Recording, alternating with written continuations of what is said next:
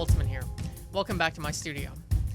In this video, I'm going to talk about my song Pittance, which was used by Apple to announce their upcoming Apple Pencil and iPad Pro release at the 2015 Worldwide Developer Conference. Touch, of course, is the primary method of interaction with iPad. To enhance what's possible with multi-touch and to allow for a new level of precision with iPad Pro, we've designed Apple Pencil. So let's talk about this intro. There are three sounds going on there at the beginning, and the first one is this.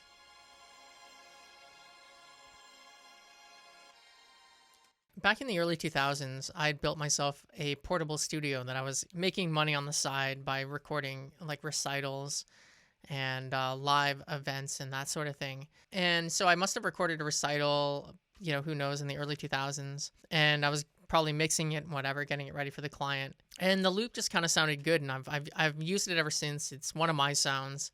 Nobody else has this sound because I sampled it from something I recorded. So it is 100% bespoke. One of the recommendations I have for any new producers out there is it's okay to use sample packs and that kind of thing. Like, try to mess with the sample. Try to make it your own. Try to do something weird with it, make it your own sound. Be creative with it. Don't just use something out of the box. Make it different. And so in this case, the fact that I have a sound that is mine and I use it on a lot of my tracks, it helps to make my own sound.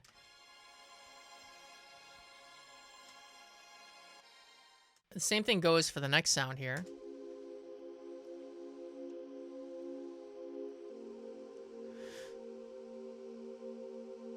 So that sound is my voice sampled.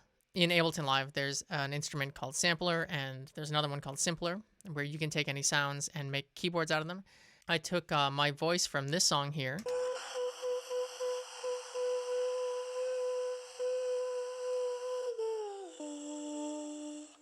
I know that sounds a bit creepy and weird, but I sampled that and I turned that into this.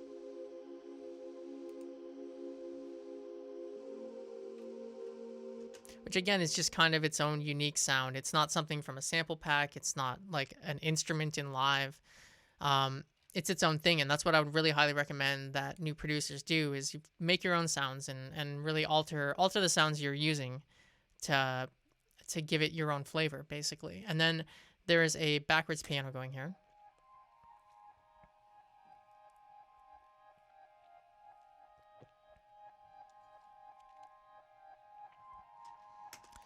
And you put that all together, and obviously, So when I was talking to Apple and we were working on this, one of the creatives told me one of the reasons that they chose this song or wanted to use this song was that the drums, they hadn't heard drums like this before, and that really stood out to them. And so I'm going to explain these drums to you guys.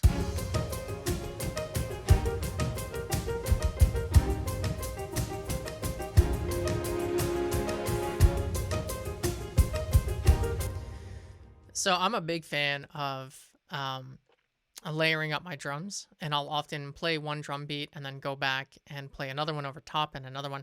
And in this case, there are 3 full drum kits playing, and there's a tambourine and a click on the snare, on the rim of the snare. And there's a couple weird things about the drums that I played here and the way that I mixed them.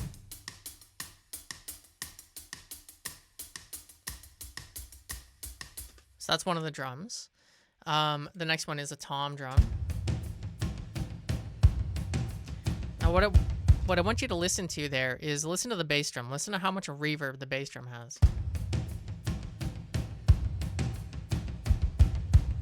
I'll isolate the bass drum.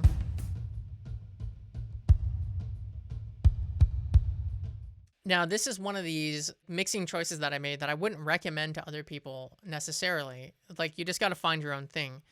But the reason why I did what I did there was that I wanted the bass drum to hit, and I wanted it to have sustain, which a bass drum doesn't have. A bass drum just hits, it has attack, it's loud, but I wanted my bass drum to expand after it hit. And it's one of the reasons the drums sound the way they do.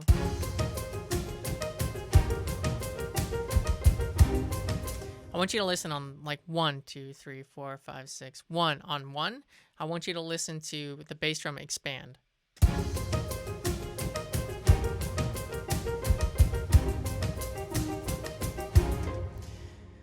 And, most people mixing drums, you don't put reverb on the bass drum. But one of the reasons I could in this mix is that with the staccato piano and the strings and different instruments, there is no bass. I didn't add any bass. And so there's lots of room on the low end, and I had all this room to play with. And so instead of having a bass line, I have an expanding bass drum.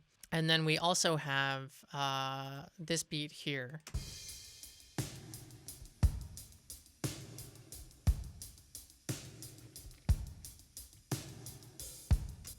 And again, you put it all together.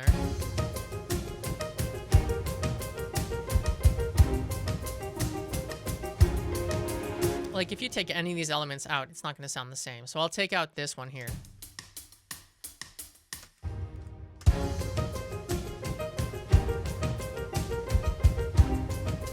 I'm going to put it back in.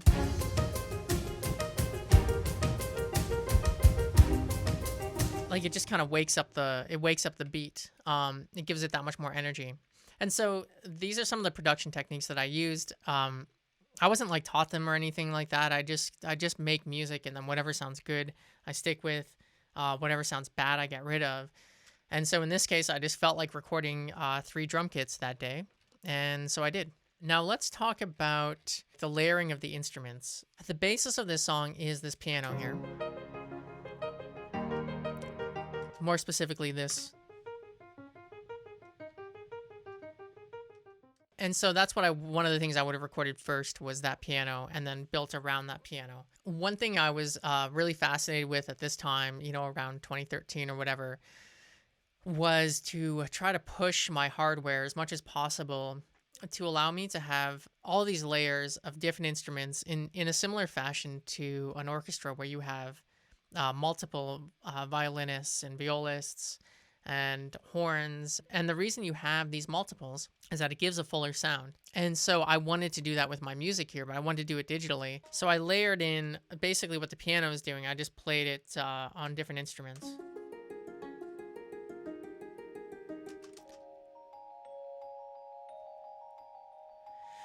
And they're not very loud in the mix. And that's the kind of the whole point, is that they kind of blend together to make a sound. And so I did the same thing with like the horns to make the main theme here. So let's listen to the theme.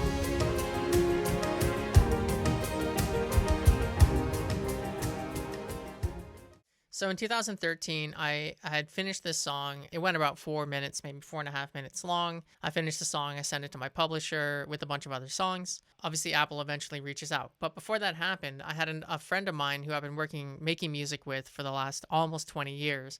She's phenomenal. Her name is Megan Riley, and she sang to this song. So there's a vocal version of Pittance that I'm going to be releasing coming up, along with some of the other music that her and I have made over the years.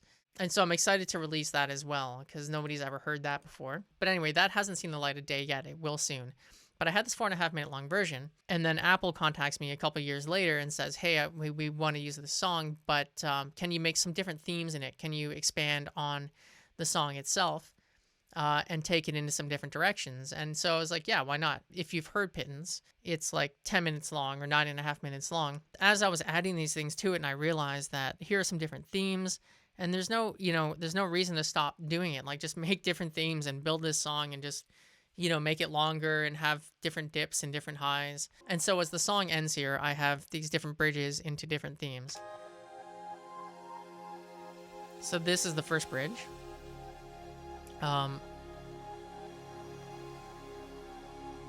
That leads into a new theme. And this theme that's coming up here is one of my favorite things I've written. I love this piano. I love the guitar. Where it expands to here in a second.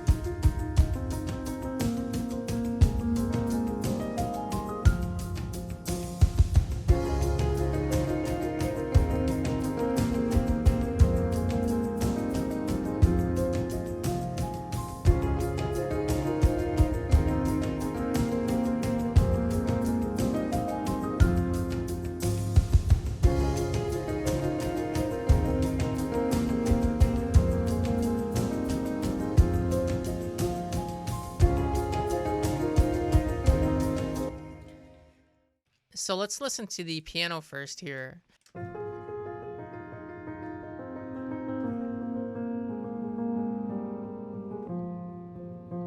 Okay, so we put that with the chords underneath.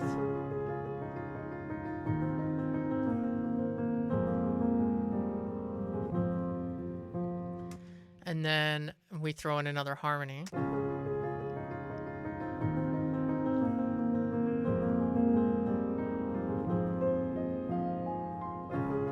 So as the one piano phrase is going down, the other one is going up, and I really like that. And let's see what else we have here. Here's another one.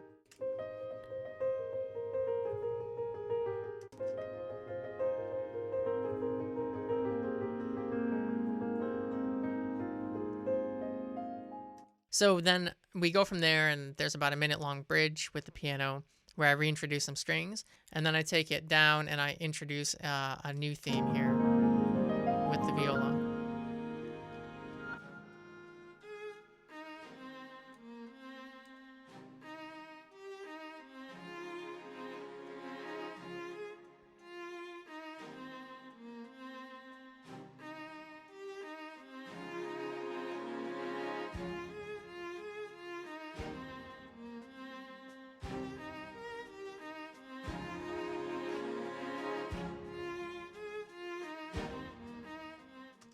Anyway, so we have this theme and we build it up.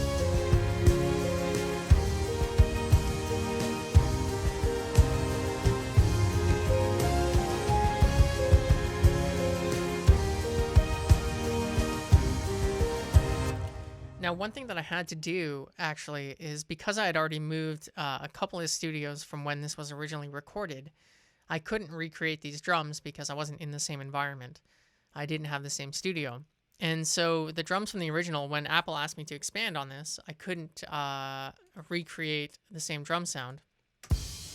So one thing I had to do, as you can see here, is I had to go through and chop up the original drums, some of the original drums, to make them sound a bit different and make it sound as though I was playing them again and playing a different beat.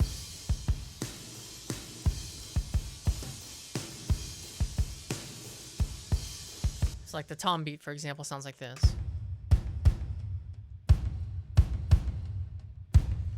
All I'm doing there is basically mimicking the bass drum.